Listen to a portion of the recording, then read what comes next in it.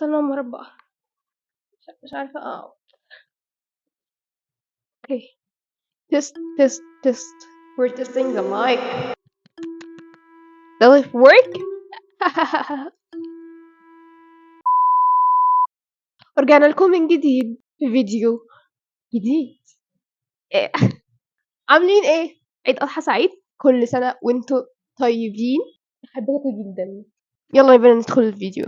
الفيديو النهارده هيكون حاجات انا عملتها غيرت حياتي تماما، مش بس غيرت حياتي، غيرت شخصيتي، غيرتني تماما.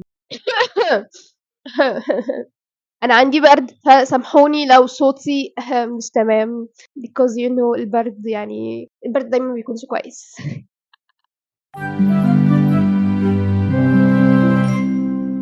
الحاجات دي اللي انا عملتها دي خلتني شخص جديد تماما، لدرجة ان الناس كتيرة قوي قريبة مني كانوا بيقولوا لي اللي هو انت ما كنتيش كده، انت ايه اللي غيرك كده؟ بس ده حاجة حلوة، انا كنت بجد نفسي ان انا اكون كده والحمد لله بقيت كده. فانا هقول لكم بالظبط هما كام حاجة انا كاتباهم، عشان بجد كان لازم اكتبها لكم واقولها لكم كده بالتفصيل، عشان بجد هي زي ما اتأثرت فيا وغيرتني، هي بجد هتأثر فيكم. واللي خلاني اعمل الفيديو ده كان في كومنت بنت قالت لي ايه الحاجات اللي غيرت في حياتك، او انت عملتي ايه عشان حياتك تتغير. كنت نايف people pleaser، فغيرت ده تماما. بدأت اعمل الحاجات دي، انا اتحولت شخصية جديدة تماما. ففكرة الفيديو جت من الكومنت البنت الجميلة دي، فقلت هعمل فيديو عن ده، عشان عارفة ان في بنات كتير شبه نسختي اللي انا كنت بحاول اغيرها. وبجد انتوا تقدروا ان انتوا تتغيروا على فكرة، وانا كنت مفكرة ان دي هتكون شخصيتي، واني انا هفضل كده طول عمري، وان انا كده.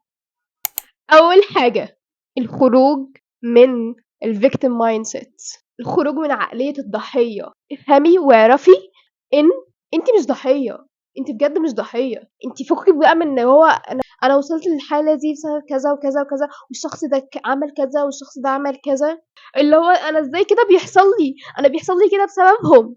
ما اقعدش اقول مين السبب، او ده السبب وده السبب وده السبب، ومستنيه بقى اللي هو ايه، اي حد يجي يشفق عليا عشان يساعدني. مفيش حد هيجي يساعدك، مفيش حد هيجي يشدك ويقولك اللي هو انا جاي انقذك.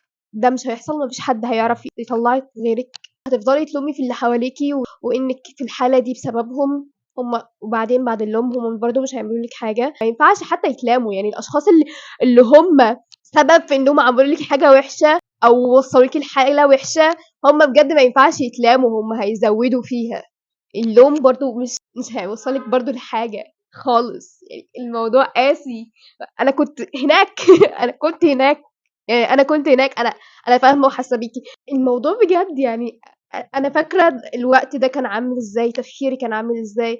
عشان كده بقول لكم الموضوع صعب. بس بصوا، بجد هو الحاله دي مش هتوديكم لنتيجه، مش هتوديكم برضو لتطور.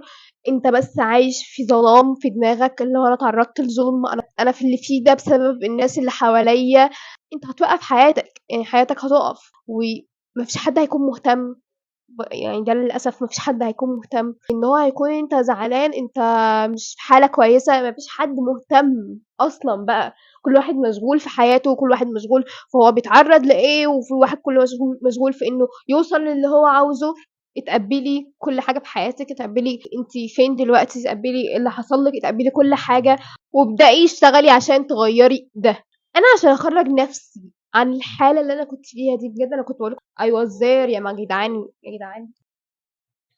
انا بقول يا جدعان كتير بصراحة، يا جدعان. كنت عايزة اصرخ لا حد يساعدني. بس مفيش حد هيساعدك، مفيش غير لما انت بقى تقوم تساعد نفسك، هتدرك اللي هو اوه ده مفيش حد هيساعدني. انا المفروض فعلا افوق عشان اقوم انا انقذ حياتي اللي هي بقت متمرمغة في الطين دي. بتبقى حاجة وحشة قوي، يعني انت مستني حد يساعدك، مفيش حد هيساعدك يا حبيبي، مفيش. الموضوع بجد ايه ده. فانا بقى لما بدأت ادرك اللي هو I'm not a victim, I'm a warrior. دي جملة سمعتها من The Wizard Liz. الجملة دي بجد غيّرتني. بدأت أفكّر بقى إيه اللي هيساعدني إن أنا أخرج من الحالة دي، فأنا كنت بدأت بقى أشوف حاجات تساعدني إن أنا أخرج من الحالة دي. تاني حاجة، الحاجة دي من أول ما فتحت الchannel على اليوتيوب، ودايمًا، دايمًا في كل فيديو باقول لكم عنها، ومش هابطّل أقول لكم عنها، وهي الjournaling يا جماعة أنا باكلمكم عنها كتير لإنها بجد فرقت في حياتي كتير جدًا، فرقت في علاقتي مع نفسي، فرقت في إني أفهم نفسي وأفهم مشاعري، وإني ما أكبتش مشاعري وأتجاهلها، وفرقت كمان في إني أغيّر الحاجات الوحشة في طريقة تفكيري تجاه الحياة، تجاه الناس. الjournaling أصلًا هي affordable therapist، هو therapist أنت مش محتاج فلوس إن أنت تروح له. أي حد كان دايمًا بيقول إن هو مش معاه فلوس إن هو يروح للsessions بتاعة الtherapy، كان بيقولوا له journal. هو الjournaling بجد هو حاجة كده therapist بس من غير فلوس. كنت في الأول ما باحبش الكتابة، وكنت اللي هو مستحيل إن الكتابة ممكن تعمل كده، وبعدين لمّا بدأت الموضوع لقيت إن هو لأ، هي كده فعلًا، وقد إيه أنا باحس إن أنا مبسوطة وأنا بjournal، أو لمّا باكون مشوشة أوي ودماغي يكون فيها تفكير كتير ومش فاهمة أنا باحس بإيه. لمّا باjournal باحس اللي هو التعقيد اللي كان في دماغي راح، وفي بساطة دلوقتي، وأنا فاهمة دلوقتي أنا إيه اللي كان في دماغي وشعوري إيه ناحية الحاجة دي، لإن ساعات بابقى اللي هو من كتر عارفين اللي هو في حاجات كتير، كتير، كتير، فأنت ما أنتش فاهم هو أنت بتحس بإيه، أو إيه اللي مضايقك. في حاجات كتير حصلت بس أنت مش فاهم أنت متضايق من إيه بالضبط، مش قادر تحط إيدك عليها. الjournal بيدّيك ده. وبعدين كنت باقرأ كتاب كان فيه article بتقول الarticle بس كانت عن الكتابة. الarticle بتقول إن الكتابة ليها فوائد صحية وعقلية، بتعزّز السعادة والإبداع، وبجد بتساعدك في معالجة مشاعرك، وده اللي كنت باتكلم عليه من شوية، هي بتساعدك إن أنت تعالج مشاعرك. وبعد ما قريت الarticle دي بجد أنا فهمت قد إيه إن الكتابة ليها دور كبير جدًا في حياتي ولعلاقتي مع نفسي. ولقيت كمان في الarticle دي في الكتاب ده إن الكتابة بكل أنواعها مرتبطة بالسعادة، إذا كان الكتابة التعبيرية أو الكتابة الإبداعية أو تدوين الأهداف المستقبلية. حد كان سألني قبل كده إزاي باjournal، السؤال ده باتسأله كتير، ودي تقريبًا تالت مرّة أرُد وأقول لكم إزاي باjournal، بس هاقولها لكم برضه المرّة دي. بُصّوا، أنا كل اللي باعمله لو في موقف معيّن أنا عايزة بجد أفهمه باكتب عنه، فعشان أفهم هو إيه اللي حصل وأنا مشاعري ناحيته إيه. لو ما فيش موقف في حياتي أو ما فيش حاجة معيّنة أكتب عنها، أنا باروح لPinterest وبعدين باكتب journal promotes، وبعدين الpromotes دي يكون فيها أسئلة فأنتِ تكتبي السؤال وتجاوبي عليه وبس. وده هيساعدِك إن أنتِ تjournal. تالت حاجة، قراية الكتب. دايمًا كنت باحب أقرا كتب، بس كنت باحب أقرا الروايات. اكتشفت عالم تاني مغمور، أكتر مساعدة ليّا ولحالتي بالذات، وأكتر معلومات، وأكتر تطوير شخصية، بتوجّهك إن أنت تلاقي حلول. هي الكتب self help. من الآخر هي كتب ساعدتني إني أsurvive من الحالة اللي أنا كنت فيها، ساعدتني إن أفهم المرحلة اللي أنا بامُر بيها، وساعدتني أفهم إيه اللي أنا باعيشه ده. نروح للنقطة اللي بعدها رقم 4، روتين ثابت، في عادات صحية وفي عادات أنا باحبها، وفي نفس الوقت التخطيط. فكرة إن الواحد عنده روتين، فكرة إن أنا عندي روتين فأنا باحس إن أنا عندي حياة. يعني أنا الروتين بامشي عليه، أنا الوقت ده باعمل كذا، كذا، والوقت ده أنا باعمل فيه كذا، كذا، فأنا عارفة أنا حياتي كده مش عبث، مش باعمل أي حاجة في أي وقت، لأ. أنا بالنسبة لي التخطيط وإني يكون عندي روتين باحس إن أنا كده بيبقى عندي أهمية، أو اللي هو أنا حياتي مش ماشية كده وخلاص. حتى حد من صحابي بيقول لي أنا ما بامشيش بالورقة والقلم زي ما أنتِ بتعملي. يا جماعة أنتم حرين يعني. في أصحابي اللي هو لأ، هم حاولوا إنهم يمشوا بالتخطيط فخلاص الموضوع ما نفعش معاهم. بس في ناس كده وفي ناس كده، أنا حابة إن أنا أمشي كده، ويرجعوا يتريقوا اللي هو عشان ما عملوهاش بالطريقة دي، اللي هو أنتِ إزاي بتمشي كده وسيبيها كده. يا جماعة أنا لو مشيتها باسيبها كده أنا مش باحس إن أنا كويسة، أنا دي حاجة بتغيّر فيّا، دي حاجة عملت فرق في حياتي، عملت فرق كبير. أنا كده باحس إن أنا باعمل حاجة. انا عندي روتين فانا هرجع له، والتخطيط بيحسسني ان انا productive. فانا عندي كذا كذا كذا، فانا لما بخلصهم وعشان ما انساش حاجه فانا بكتبهم كلك وبخطط لهم كلك وبعمل لهم ده كله عشان ما انساش حاجه، وبرجع اعمل عليهم اللي هو صح وانا عملتهم، بحس بجد ان انا productive وان انا انجزت حاجه.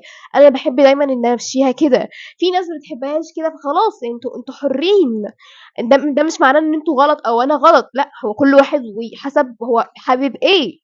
هو مش منافسة أو مين اللي صح ومين اللي غلط، عشان كان في نقاش حد ما بيني وما بين حد من صحابي، فالموضوع جاي عليا شوية. وفكرة ان انا بجد انا بعمل تو دو ليست لليوم وعندي بلان للاسبوع، حاجات الاسبوع متقسمة على الايام في التو دو ليست بتاعت الايام. فانا اجي اخر الاسبوع الاقي انا الحمد لله انا عملت كل الحاجات اللي انا كنت المفروض اعملها في الاسبوع، مش بسيبها كده وبعملها واللي بيجي يجي في حياتي واللي ما يجيش ما يجيش. بحس ان انا كده عشوائية، يعني انا كده بحس في التخطيط ان انا كده انا I control my life، اللي هو انا بعرف ادير حياتي كده، انا كده تمام، انا كده بهدي دماغي. خامس حاجة، دي بجد فرقت معايا كتير قوي قوي قوي قوي جدا. بدأت أدرك إن يومي ده لازم مش هيعدي غير لما أسمع حاجة تفيدني وتساعدني.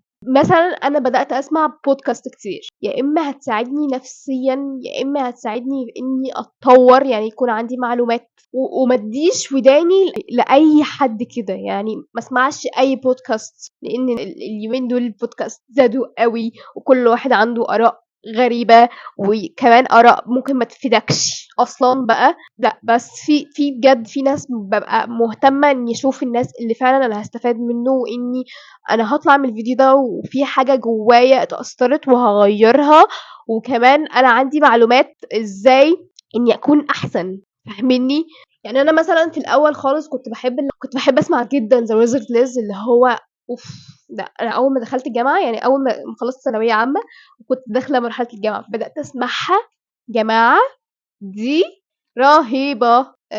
بمناسبة The Wizard Liz دلوقتي أصلًا ربنا معاها she's heartbroken. وكمان باحب جدًا الفيديوز بتاعة تام كور دي جامدة جدًا، وفيديوهاتها رهيبة. هاحط لكم الاتنين هنا، بس أكيد أنتم كلكم عارفين The Wizard Liz، وخصوصًا بعد اللي حصل مؤخرًا فكلكم أكيد عارفينها، بس هاحط لكم الاتنين برضه. وتام كور أنا باحب الفيديوز بتاعة تام كور جدًا، وباحب الvlogs بتاعتها، والبودكاست بتاع تام كور باحب النوعية من الفيديوز دي، ولمّا باشوفها باحس اللي هو oh I'm queen.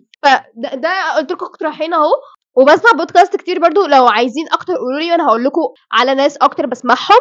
سادس حاجة الaffirmations، إني أقول لنفسي affirmations كل يوم، اللي هي التوكيدات، كلام أنا باقوله فأنا عقلي الواعي بيبدأ يصدقه، أمّا أقوله لنفسي بشكل متكرر خلال اليوم. كنت بجد في الأول باحسها حاجة هبلة، اللي هو إزاي هاقدر أقول لنفسي كل يوم أنا قوية، أنا هاقدر أعمل ده كله، أنا هاحقق كل اللي أنا عاوزاه. وبعدين أدركت الفرق في إنه طريقة كلامنا مع نفسنا، الصوت اللي جوايا ده بيتكلم إزاي مع نفسي، بيفرق إزاي في علاقتي مع نفسي، وبيفرق إزاي في رؤيتي لنفسي. كل اللي أنا باقوله لنفسي عقلي اللاواعي بياخدها ويصدقها. أنا عقلي اللاواعي مش بيفلتر، فأنا باخد فهو بياخد كل الكلام اللي أنا باقوله فهو بيصدقه، وبالاقي نفسي أنا مصدقاه، حتى لو أنا ما كنتش مصدقه في الأول، بس لمّا أقوله وبتكرار أنا عقلي خلاص بيصدقه. مثلًا هاقول لكم مثال، أنا قُلت أنا مش هاقدر أعمل ده، مع إني ما جربتش، مع إني لسه مش عارفة، يعني كان ممكن يكون عندي المقدرة إن أنا أعمل ده، بس أنا عقلي اللاواعي خلاص بيصدق، اللي هو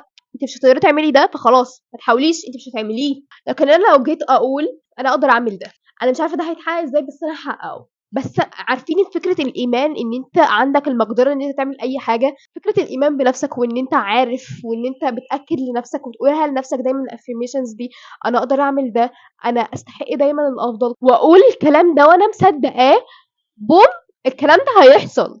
وده اللي باعمله مع نفسي، وبجد فرق معايا في حاجات كتير، خلّاني أجرأ